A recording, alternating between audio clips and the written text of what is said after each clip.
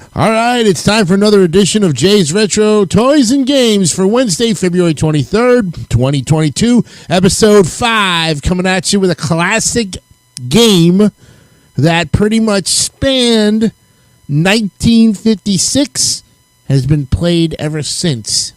And we can't stop saying the one word every time we play the game. We get 5 of a kind. What are we calling it? Yahtzee! That's right. It's Yahtzee. Next on the Retro Toys and Games.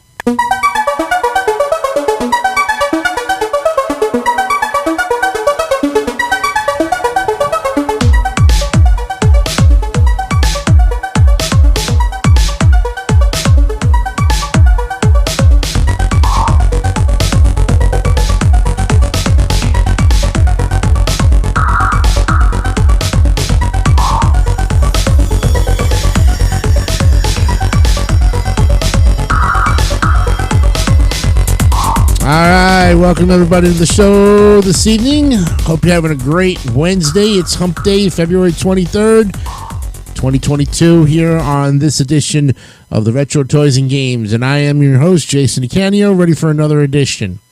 Tonight we're going to be looking at the game that everybody has played.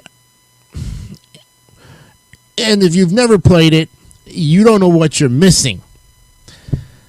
We're looking at the game that can be played by yourself or with a group of people, and has been played since 1956. So now, here it is, 2022. We're looking at a game that's been played over 66 years and is still one of the very most popular games ever. Can be played by children, can be played by adults, 8 and up. If you can add, and if you can roll the dice, you can play Yahtzee. And you know, it's a dice game. It's made by Milton Bradley. It's a company that has been since acquired and assimilated by Hasbro. It was first marketed under the name of Yahtzee by game entrepreneur Edwin S. Lowe in 1956. The game is a development of earlier dice games such as Poker Dice, Yacht, and Generala. General. Is that what the... Wait a minute. Generala. Oh my God. Wow. It is also similar to Yahtzee, which is popular in Scandinavia. So Generala. Wow. The object of the game is to score points by rolling 5 dice to make certain combinations. The dice can be rolled up to 3 times in a turn to try to make various scoring combinations, and dice must remain in the box. A game consists of 13 rounds. After each round, the player chooses which scoring category is to be used for that round. Once a category has been used in the game, it cannot be used again. The scoring categories have varying point values, some of which are fixed, and others for which the score depends on the value of the dice. A Yahtzee is, of course, 5 of a kind, scores 50 points, the highest of any category.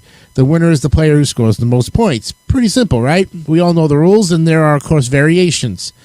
It was marketed by the E.S. Lowe Company from 1956 until 1973. Then in 1973, Milton Bradley Company purchased the E.S. Lowe Company and assumed the rights to produce and sell Yahtzee. During Lowe's ownership, over 40 million Yahtzee games were sold worldwide. According to the current owner, Hasbro, 50 million Yahtzee games are sold each year. A classic edition is currently being marketed by Winning Moves Games USA. Now let's look at the history, and this is where it really gets juicy. So the overall concept of Yahtzee traces its roots to a number of traditional dice games. Among these are the games of Generala, the German game of Niffle, and the English games of Poker Dice and Cheerio. The most important predecessor of Yahtzee is the dice game Yacht, which is an English cousin of Generala and dates back to at least 1938. Wood classifies Yacht and a similar 3-dice game called Rtyg as sequence dice games. Yahtzee is similar to Yacht in both name and content, and although Yahtzee is clearly derived from Yacht, it differed from it in a number of significant ways. First, it introduced the upper section bonus. It included the 3 of a kind category. And in yacht, both straights are a sequence of 5s. That's the big straight is 2, 3, 4, 5, 6. The little straight is 1, 2, 3, 4, 5. Yahtzee introduced a sequence of 4 straight, the small straight. It introduced Yahtzee bonuses and the Joker rule. And there was also a number of scoring differences. The present-day commercial Yahtzee began when toy and game entrepreneur Edwin S. Lowe filed Yahtzee as a trademark with the U.S. Patent Office on April 19th, 1956. So it's going to turn 67 years old this year. Or will be 66, actually. The first commercial usage of the name Yahtzee was a few weeks earlier on April 3rd. Lowe classified his product as a poker dice game. Lowe is also responsible for introducing bingo to the U.S. market. So according to Hasbro, the game was invented by an anonymous Canadian couple who called it the yacht game because they played it on their yacht with their friends. Later, they asked Lowe if he could make up some sets to be given as gifts to their friends who enjoyed the game. Lowe perceived the possibility of marketing the game and acquired the rights to the game from the couple in exchange for 1,000 gift sets. This story is expanded by Lowe in the 1973 book, A Toy is Born by Marvin Kaye. According to Lowe, the game did not initially do well commercially since the rules and appeal were not easily conveyed in an advertisement. Eventually, he had the idea of organizing Yahtzee parties at which people could play the game and thereby gain a first-hand appreciation of it. The idea was successful, and enthusiasts quickly popularized the game through word of mouth. The E.S. Lowe Company sold Yahtzee from 1956 to 1973. During Lowe's ownership, a number of changes were made to the game's packaging, contents, and appearance. Between 56 and 61, the game's advertising slogan was changed from the game that makes you think while having fun to the fun game that makes thinking fun. Now, the game and its contents were copyrighted by Lowe in 56, 61, 67, and 72. And then in 73, Milton Bradley purchased the E.S. Lowe Company and assumed the rights to produce and sell Yahtzee. And during Lowe's ownership, 40 million Yahtzee games were sold in America and around the globe. The game has maintained its popularity. According to owner Hasbro, now 50 million Yahtzee games are sold each year. Over time, the Yahtzee logo has taken several forms. The original version of the logo was used throughout the entire period that the game was produced solely by the Lowe Company. After 1973, the logo changed various times. This logo is found on the scorecards and the game boxes. A game called Yahtzee was included in a game set called Luck, 15 grand dice games. Another game, Yop, shows close similarities to Yahtzee. This game was copyrighted by Robert Sidney in 1952. You all know the rules. The game consists of a number of rounds. Each round, a player gets 3 rolls of the dice, and although they can choose to end their turn after 1 or 2 rolls, after the first roll, the player can save any dice they want and re-roll the other dice. This procedure is repeated after the second roll. The player has complete choice as to which dice to roll. It is possible to re-roll both dice that were or were not rolled before. The Yahtzee scorecard contains 13 different category boxes, and in each round, after the third roll, the player must choose one of these categories. The score entered in the box depends on how well the 5 dice match the scoring rule for the category. Details of the scoring rules for each category are given below, and as an example, one of the categories is called 3 of a kind. The scoring rule for this category means that a player only scores if at least 3 of the 5 dice are the same value. We all know that. Or we think we know that. The game is completed after 13 rounds by each player, with each of the 13 boxes filled. The total score is calculated by summing all 13 boxes together with any bonuses. The Yahtzee scorecard contains 13 scoring boxes divided into upper and lower sections. In the upper sections, you have aces, 2, 3, 4s, 5s, and 6s. Any combination of the sum of dice with the number gives you that. Okay? If a player scores a total of 63 or more points in these 6 boxes, you get the 35 bonus points, as you probably know. And although 63 points corresponds to scoring exactly 3 of a kind for each of the 6 boxes, a common way to get the bonus is by scoring 4 of a kind for some numbers so that few of the other numbers are needed. A player can earn the bonus even if they score a 0 in the upper section box. In order to gauge how well a player is doing in the upper section, they often refer to being up or down compared to the average of 3 required for each box, so that if a player scores 4 6s, they will be 6 up, while if they score just 2 2s, they will then only be 4 up.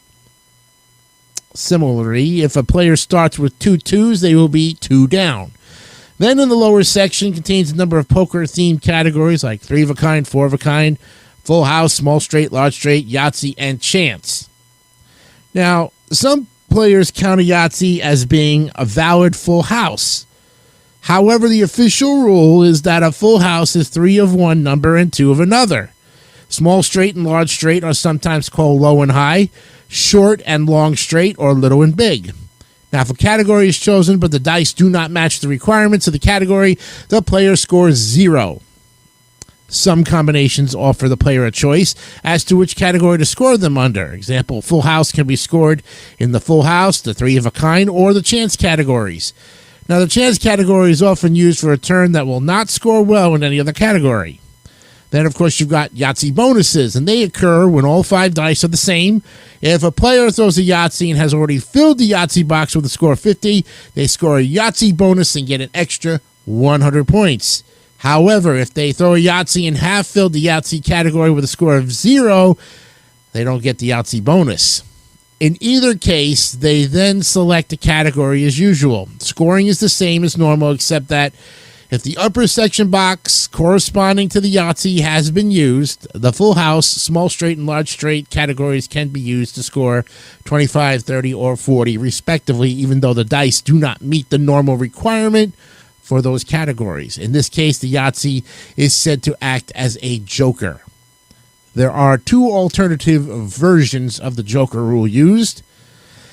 In the official rules, a player must act in the following way. If the corresponding upper section box is unused, then that category must be used. If the corresponding upper section box has been used already, a lower section box must be used. The Yahtzee acts as a joker so that the full house, small straight, and large straight categories can be used to score 25, 30, or 40, respectively. If the corresponding upper section box and all lower section boxes have been used, an unused upper section box must be used, scoring 0. Now, in the simpler alternative version of the joker rule, the player retains the free choice as to which category to use, but the Yahtzee can only be used as a joker if the corresponding upper section box has been used. If the corresponding upper section box is unused, the Yahtzee would score 0 if the full house, small straight, or large straight categories were chosen. The original game rules, released in '56, contain a difference from the above rules. The booklet stated that additional Yahtzees must be used as jokers in the lower section and did not allow for their use in the upper section. This rule was changed when the game was recopyrighted in 1961. The winner is the player, of course, with the highest total. The rules do not specify what happens in the event of a tie. I don't think they never did.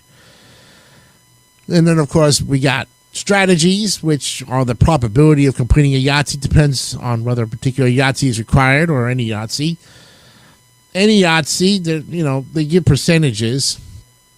And then there's final rounds that tells you all about 3s of a kind, 4 of a kind, full house, small straight, chance, and the optimal strategy. And then if you scroll down, it'll tell you all that more about strategies and probability, which is a big thing of this dice game. Here are some other extreme scores. The highest possible score is 1,575 and involves throwing 13 Yahtzees, scoring 12 Yahtzee bonuses of 100 points each, as well as 375 in the other categories. The 375 is achieved by scoring 5 aces, 5 2s, 5 3s, 5 4s, 5 5s, and 5 6s. The upper section bonus 35. 5 sixes scored a 3 of a kind, 30. 5 sixes scored as a 4 of a kind, 30. A full house, a small straight, a large, and a Yahtzee. And 5 sixes scored as chance. The score of 1575 requires using the Joker rules for the full house, small straight, and large straight categories. And in order to score that score, the player must throw 13 successive Yahtzees. And the probability of getting a Yahtzee is 4.60. And so the probability of a player rolling 13 Yahtzees in a row is only 4.6% raised to the 13th power. The probability of scoring 1575 is less than this, since to score the maximum, one would need at least one of each number to fill the upper section, and a further 3 6 Yahtzees to score 30 in the 3 of a kind, 4 of a kind, and chance categories. In about 18% of Yahtzees, the player has some choice over the dice to keep. This most frequently happens when a player rolls 2 pairs, and this means that a player can slightly increase the chance of getting a 6 Yahtzee without reducing the chance of getting a Yahtzee. In normal gameplay, the probability of scoring 1,575 points is considerably less. Using the strategy that maximizes the average score, the probability of scoring 1,575 is a mathematical equation, 1.38 times 10 to the negative 20th power. Woohoo! And the highest possible score without a Yahtzee bonus is 351, which is achieved with scoring a 5 of a kind as a Yahtzee, 84 in the upper section, and 29 in each of the 3 of a kind, 4 of a kind, and chance. Highest possible score without rolling a 5 of a kind is 301. Some sources, the technical high score when not taking a Yahtzee bonus is still the base 375 maximum as described above. In that case, you would score your 50-point Yahtzee score as your last roll, having scored all of your other 5 of a kind in various upper and lower boxes along the way. This is theoretical, however, as it is unlikely that anyone would score 5 sixes in the chance box when the Yahtzee score was still open. So that gives you a little bit about scoring. And here are some commercial versions. Deluxe and collector editions have been sold alongside the regular issues since the early 60s. They all contain components that are more luxurious than standard game parts. In recent years, a number of collector issue Yahtzees have been sold as well. Some of these collector issues have dice that replace the pips with certain symbols connected to a theme, but still correspond to the numbers 1 to 6. Then, of course, you have Travel Yahtzee, and since the 70s, Travel Yahtzee has been sold in various forms as part of Milton Bradley's line of travel games. In the past, the travel form of Yahtzee was composed of the 5 dice contained in a special apparatus. Rolling the dice is initiated by turning the apparatus over, running it on one hand, and turning it upright to see the faces of the dice. Dice to be saved for the next roll are locked by snapping the reverse of the apparatus. Currently, a zip-up cloth deluxe folio edition is sold. It consists of the set of dice, the cup, scorecards, and a tray for the dice to roll on, which includes a holder for the dice to be saved for the next roll. The cup has an oblong lip for easy storage. In addition to the game folio, Hasbro has released Yahtzee to Go. It comes with a dice cup that stores the dice and contents. This is similar to the original Travel Yahtzee, only without the apparatus. There also exists a red circular travel edition, which includes the dice and scorecards, as well as the collapsible cup and detachable dice holder. There are also miniature versions of the game sold in sets contained either in cups that act as keychains or in specially shaped pens by the company Stylus. There's some electronic versions. You can go to Hasbro Interactive. You can go to, the T99A4 computer had an early version put out by Atari. There's an LCD version, a cell phone version called Yahtzee Deluxe. There was game shows produced that had to do with it, 1975 spin-off and 1988 syndicated Yahtzee. There was ones for the Xbox. There's online versions. And there's other games related to it. And there you have it. A look at the history of Yahtzee in all of its glory. There it is, folks. You got it. Next time on the program, episode 6, we're going to look at a toy that I'll say this much. It was a big thing in 1983. Oh my God. If you had one of these dolls, because it was a unisex doll, you had one of them, you were truly the rich kid on the block. We'll look at the 1983 edition of a toy that spanned the globe and gave boys and girls around the world a chance to be mums and dads all over again. Cabbage Patch Kids. Next time on episode 6 of Jay's Retro Toys and Games. I'm Jason Icanio. Hope you had a great time with this one. We will see you the next time, which will be Friday. Till then, have a great night. Bye-bye.